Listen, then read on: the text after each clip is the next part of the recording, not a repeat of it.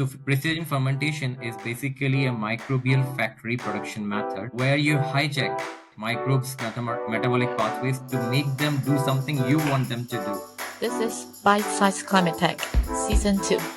You ready? We're on? Oh, perfect. Today we have a scientist and venture capitalist, Saurebh Tak, with us, joining us today from Paris. You want to add a little bit more about who you are? So I did my PhD in molecular genetics or synthetic biology. I'm one of those guys now work in venture capital and investment field, but with a specific focus on deep tech investments, more so for the sustainability and decarbonization. Exactly the kind of person I want to talk to. And I'm very excited for our audience as well, because finally we're moving outside of carbon removal and going into a field that I never have personally come across. So today you're going to tell me this concept called precision fermentation. Precision fermentation is a new form of production method.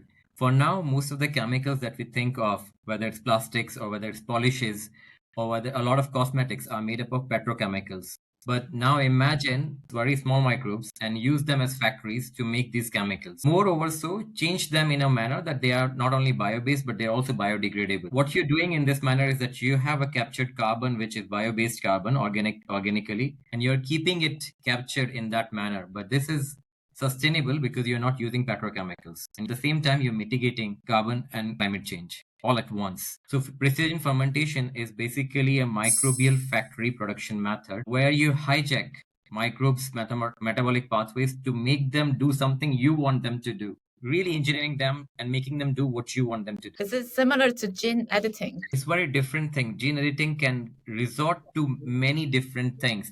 Gene editing can be a part of precision fermentation, which is what happens. Let me give you an example of insulin. When insulin was first produced, the gene that produces insulin was edited into a microbe. Gene editing is a part of it. And then this microbe produced insulin. The production of insulin is precision fermentation. It produced only insulin, nothing else. So one particular microbe, one particular product, precision fermentation. This is the idea. Put the gene into the microbe is gene editing. Yes. So gene editing is part of the tool that make it happen. Editing can be a part of the tool that can make it happen. Mostly it's cloning, which is the most important part of precision fermentation. But yes, gene editing is definitely a part of the tool. It's really just a production methodology. You can produce anything from it. I give you a range basically. We all use cosmetics and part of Vaseline body lotion or other body lotions or creams.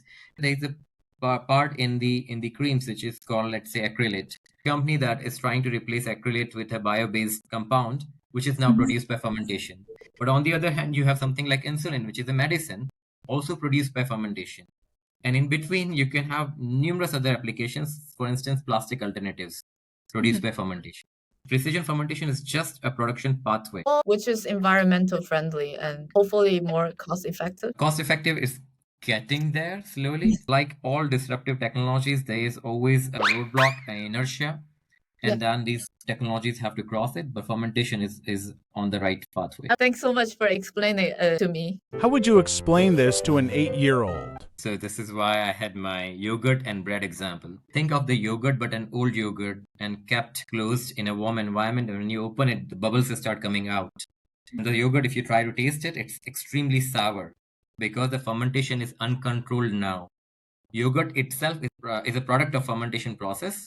It's milk, sugar, acid. This is what fermentation is in yogurt. But when it becomes uncontrolled, you have a lot more acid and carbon dioxide. The bubbles are carbon dioxide, and the taste that you feel is acid, sour. But imagine the bread. When you make the bread dough, you add yeast to it, and you allow the bread to rise. How do you think the bread rises? It's not growing. Nothing is, it's just growing inside, but the mass is the same. It's the carbon dioxide release. This makes the dough rise up and becoming more, how do I say, cured. Oh, so the carbon dioxide release becomes space in the bread.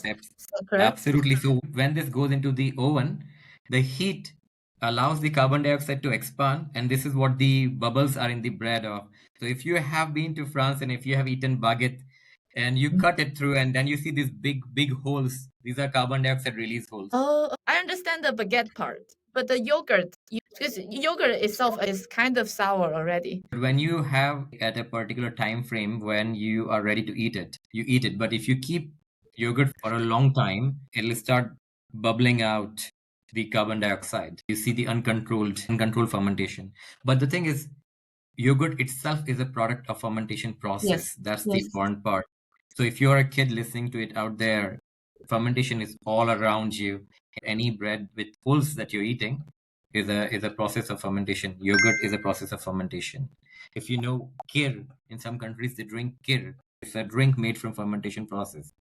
If at your home your dad or your parents are drinking wine or beer, product of fermentation process. How do you explain the precision part though? Very good part. When you talk about fermentation in a bread, normally you have one strain of yeast, but you are not so worried about having another strain of yeast or what is going to come out of the process itself. Precision fermentation is when you control all the parameters, you control the final product, when you control the strain, and you want it really streamlined in a manner that you have an optimal productivity. As the name implies, the answer is really in the title, precision.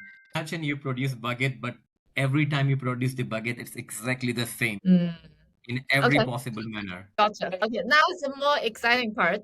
You're gonna answer the question from the previous guest. If they were made the king, queen of the world, what are 3 laws they would enact relative to making sure that we mitigate climate change and why?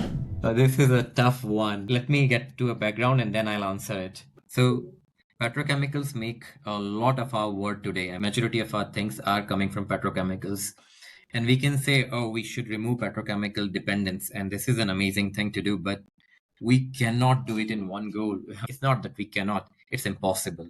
Simply because from an economic perspective, from a product use perspective, from a daily life perspective, it's really, really impossible. One, I'll impose recycling very, very strongly. Recycling of plastics, recycling of paper, recycling of any type of goods that can be recycled, metal, semiconductors, all recycling very, very strongly, so that we do not need to mine more things, we do not need to make more things, we do not need to mine more petrochemicals. So releasing a little bit of petrochemical dependence. The second, we need to invest in infrastructure that basically helps recycling all these things. What I mean is, like, you can coat a paper with a plastic, and then both the paper and the plastic are non-recyclable. None of these can be recycled. So what if you can have a coating which behaves like plastic but allows the paper to be recycled in a paper recycling stream? You will save so much CO2 just by allowing the paper to recycle. Paper boxes like this, the packaging boxes, they all have plastic coating on the top of them. This is not easily recyclable. Most of it ends up in landfills. But if you have coating alternatives, so I will basically enact a law where a lot of investments are done to support recycling infrastructure, to support more and more recycling. The third one would be ban on a number of things, for instance, a number of plastics, for instance, a number of types of minings, food habits, and so on. But these are very culturally dependent, and you cannot get them out of one way. But if I am the king or the queen of the world, yes, I will make my law. Make really good system work and incentivize people to do good things and also prohibited bad behaviors. Happy to have you today, Sarah. Thank you so much for coming. Expressed by our guests are their own and do not necessarily reflect the official position of Bite Size Climate Tech. We thank our guests for sharing their insights and experiences, and we thank you, our listeners, for joining us on this journey. Until next time. You get to also ask a question for the next guest. So different people come up with different challenges in climate change mitigation. And I want to ask, what really is the one single biggest challenge in climate change mitigation? But one, not many, just one. One challenge in climate change. One challenge. And I have the answer to it. So I want to listen to the next podcast and see what the person says to it. That's perfect. And hopefully by the time we meet in Paris, you answer your own question and then we'll do another one.